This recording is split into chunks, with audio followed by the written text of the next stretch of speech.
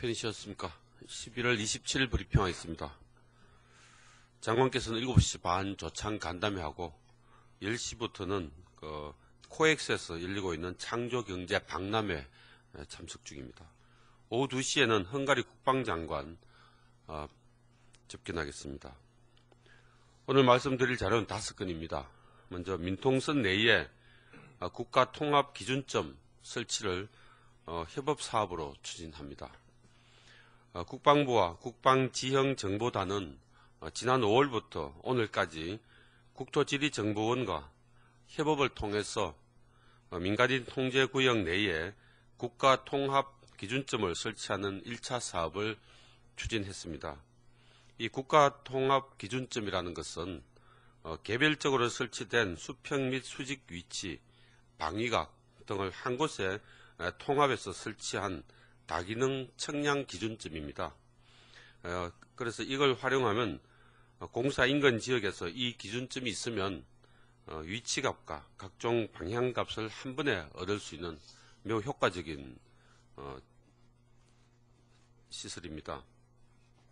그동안 측량 기준점이 없던 민간인 통제구역에서 측량할 때는 먼 거리의 기준점을 활용해서 하기 때문에 추가적인 시간과 비용이 들었습니다. 이번 협업사업으로 이러한 문제점을 모두 해소할 수 있게 됐습니다. 국방부와 국방지형정보단은 올해 안에 강원 일부 지역에 50개 지점에 대해 측량 기준점을 설치했고 2015년, 2016년 사이에 전방지역에 200개 지점에 신규로 더 설치할 계획입니다. 두 번째 내용은 해군 최신의 잠수함의 수중 자막 능력 검증입니다. 방위사업청은 지난 11월 21일 해군의 최신의 장보고 2급 잠수함의 연료전지체계 성능 검증을 했습니다. 이번 성능 검증은 올해 말 해군에 인도될 예정인 김좌진함의 연료전지체계를 연속적으로 작동하는 방식으로 이루어졌습니다. 그 결과 해군이 요구하는 수중 자망 기간 동안 잘 작동했습니다.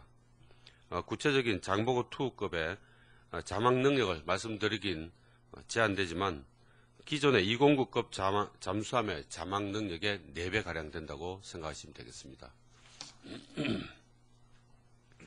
세 번째 내용은 2014년 공군 탑건 선발입니다. 공군은 지난 10월 6일부터 10월 17일까지 실시한 2014 보람의 공중사격대회에서 제11 전투비행단 F-15K 전투조종사 고대산 소령을 올해 탑건으로 선정했습니다. 이 고대산 소령은 이번 사격대회에서 1000점 만점인 전 종목에서 1000점을 받았습니다. 네 번째 내용은 2014년 국방품질 경영상 시상식입니다. 국방기술품질원은 오늘 오후 1시에 서울 더 K 호텔에서 제6회 국방품질경영상 시상식을 갖습니다. 이 국방품질경영상은 우수군수방산업체를 발굴해서 시상함으로써 해당 업체의 자긍심 고취 그리고 우수품질경영 모델의 업계 확산을 이끌어내기 위해 마련된 제도입니다.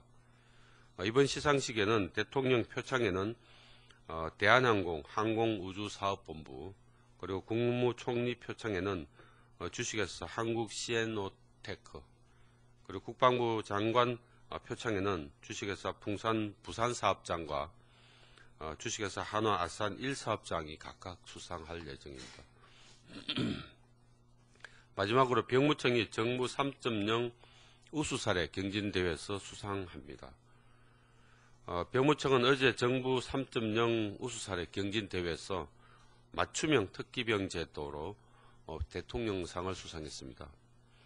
기술훈련과 군복무 취업을 연계한 맞춤형 특기병제는 대학 진학과 취업을 하지 않은 고졸 이하 현역 입영 대상자로서 입영 전에 고용노동부에 실시하는 기술훈련 과정을 받을 경우에는 해당 분야 육군기술특기병제로 복무할 수 있게 됩니다. 질문 있습니까?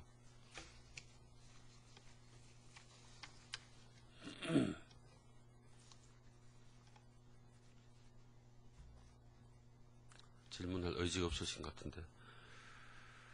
그 음파 탐지 기능 포기하고 실전 투입 시범 보인 통영함, 이런 식의 보도가 있었는데, 잘 아시겠지만 어제 통영함에 대한 해상 시연은 그동안 지역되어 왔던 일부 장비 결함 문제를 득기한 것이 아닙니다.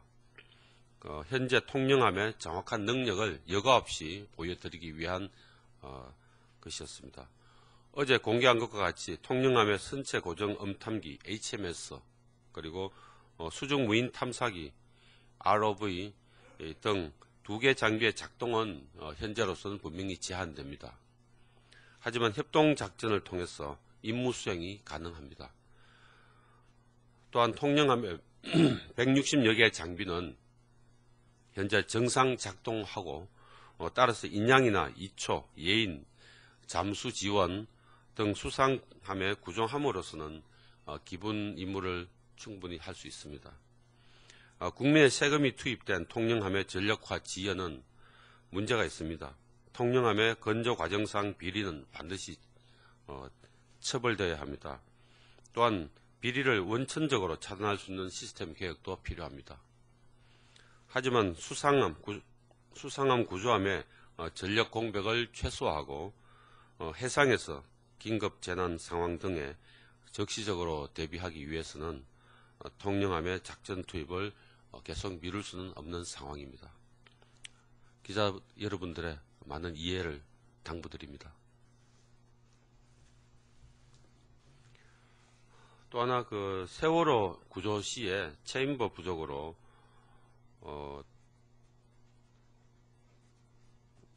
체인버가 이제 감압 장비인데 이게 부족해서 안전을 위협받았던 민간 잠수사들이 철수하는 등 따라서 구조 작업에 차질이 있었다는 그런 보도가 있습니다. 하지만 그 내용이 사실이 아닙니다. 당시 감압 챔버는 함정에서 운영하는 챔버 외에도 민간 잠수사들의 편의를 위해서 바지선 위에 추가로 설치해서 운영했고 잠수사들의 지원에는 문제가 없었습니다. 참고해 주시면 고맙겠습니다. 예, 뉴스 김은기입니다. 그 통영함 관련해서요.